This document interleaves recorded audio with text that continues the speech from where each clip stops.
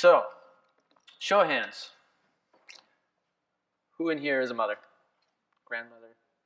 Anything? All right. Keep those hands up. Keep those hands up. All right. And here's what I want you to do. I want everybody to take a look around. See those hands that are up? Now, find your closest mother and give her a really big hug. She does a lot for you. She deserves it. Give her a hug.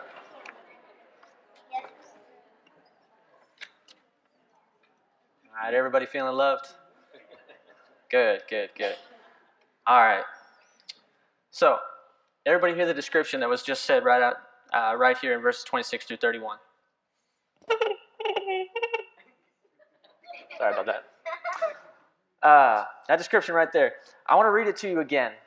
And as I do that, I want you to get into your mind. I want you to think of a great mother. Think it could be your mother. It could be your grandmother. It could be someone else's mother. I don't know. Think of a great mother, and I want you to think of her characteristics. There we go. I'm going to read it to you again.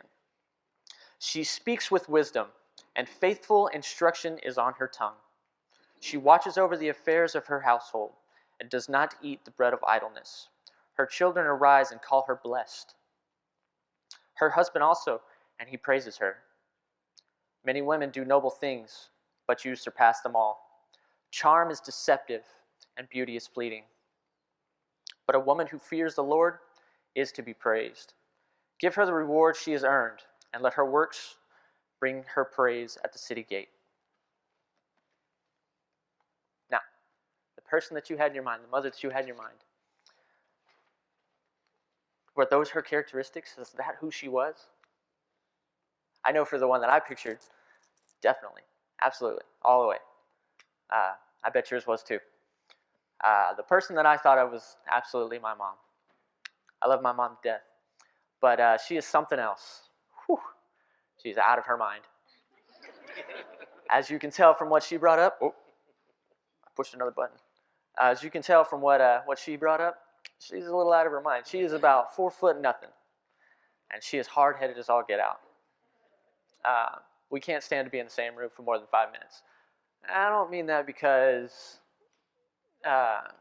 she's crazy, but I say that because our minds are so much alike. We're both crazy, and we just clash.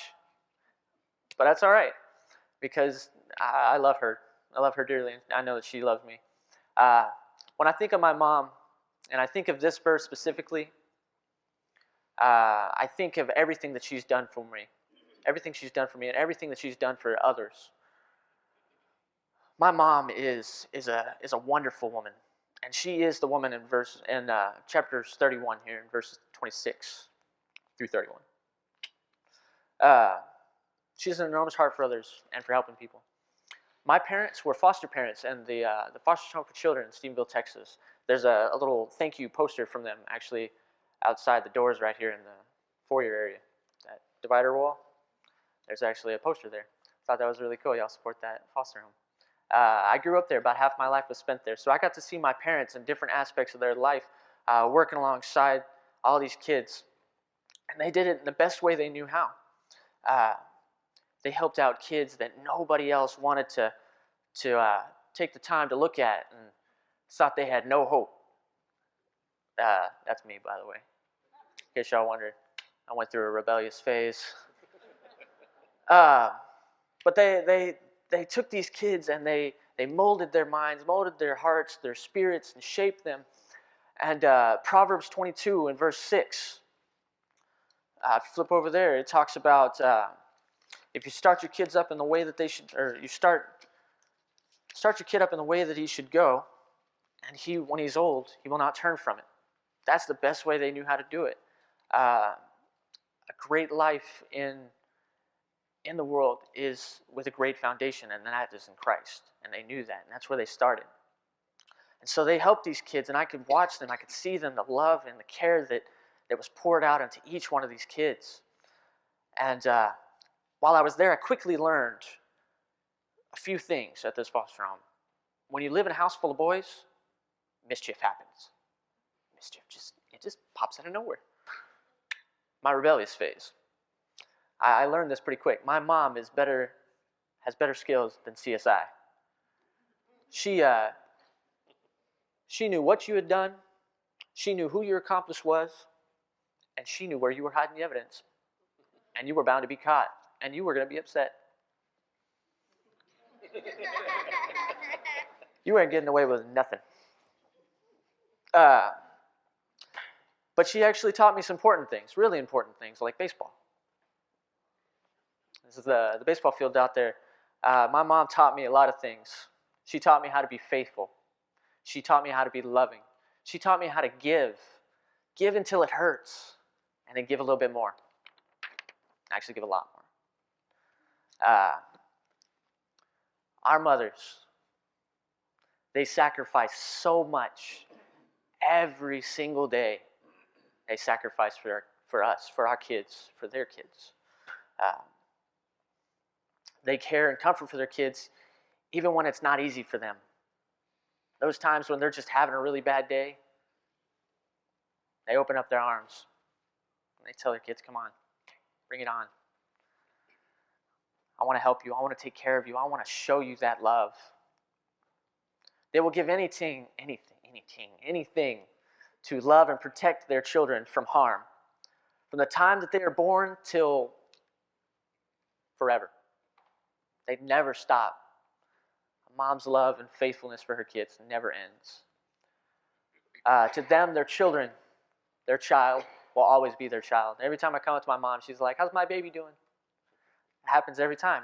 And my dad's the same way with his mom. When a child hurts, how do moms feel? They hurt. You can see it in their face and just in the way that they move about. They just want to pick up their kid and squeeze them so tight and tell them everything's going to be okay. And when their kid is happy, you can see a mom glow.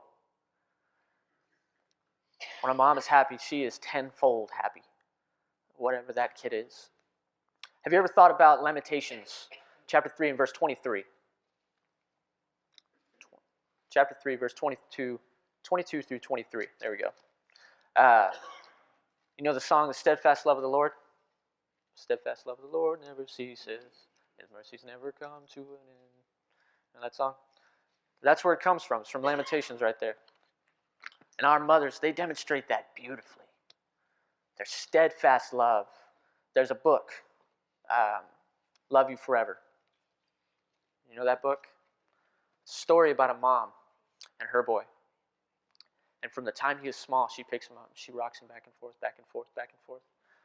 And she sings him a little song. It says, I'll love you forever. I'll love you for always. You'll be my baby, you'll be. And that is a great example of their steadfast love that just continues forever. And this, the love and care, faithfulness that God has is so immense, so outpouring, that it flows through our mothers and everything that they do. And that is a good description of it. It's just absolutely crazy to think that if God can create something with such a ferocious love, and we are made in His own image, how much greater is the love that He has? I just said it. It's outpouring. A mother's love is as close to His perfect love on this earth that we will ever see. It's just overpowering. You've heard the stories about moms picking up cars to save their kids. That's crazy. That's love. That's strength. Their love for us is greater than we can ever imagine. And so is their faith. Hebrews 11, chapter 1. Hebrews chapter 11, verse 1. Tells us exactly what faith is. Faith is being sure of what we hope for and certain of what we do not see. Mothers have that faith in us because they have no clue what's going to happen. No clue where we're going in life. I think my mom did, though, because she always told me I'd be a youth minister, and here I am. They have no idea where we're going to go in life. We could be working at NASA. We could be an engineer. We could be doing whatever. But they have no idea. They just do whatever they can, sacrifice whatever they can to give us a good start.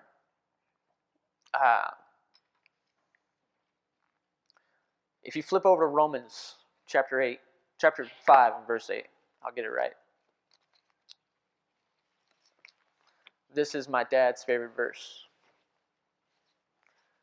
And it says, "But God demonstrates his own love for us in this.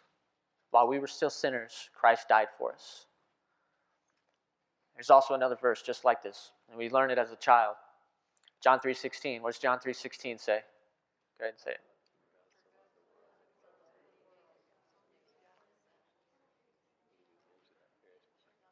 Exactly. "For God so loved the world that he gave his one and only Son, that whoever believes in him should not perish, but have everlasting life." That shows that love for us, that it's never ending.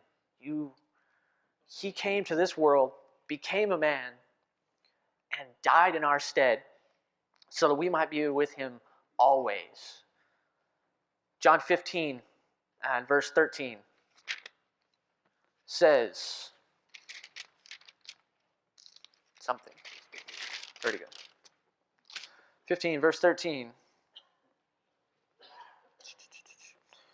Nope. Did I write that? 15, chapter 15, verse 13. There we go.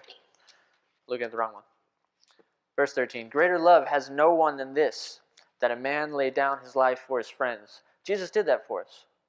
In those verses that we just talked about, Jesus came, became a man, died for us. That love, to be able to lay down your life, to put them before yourself, even your own life, that means a lot. There's no doubt in my mind that my mom would sacrifice whatever it took to help me, to save me, to protect me, to love me, whatever. I heard recently that interesting fact about elephants. The mother elephant, that if anything happens to her baby, if it's hurt and it dies, the mother could die of a broken heart. That blew me away. I didn't know that before. That just shows how much love that God has put into mothers, into the beauty of creation, into a mother. God's love, faithfulness, and compassion is overflowing through our mothers always. And we thank you. We thank you very much. We're going to extend an invitation right now that if you have anything that you need prayed for, or you would like to become a part of our family, I just ask that you come up right now as we stand and sing.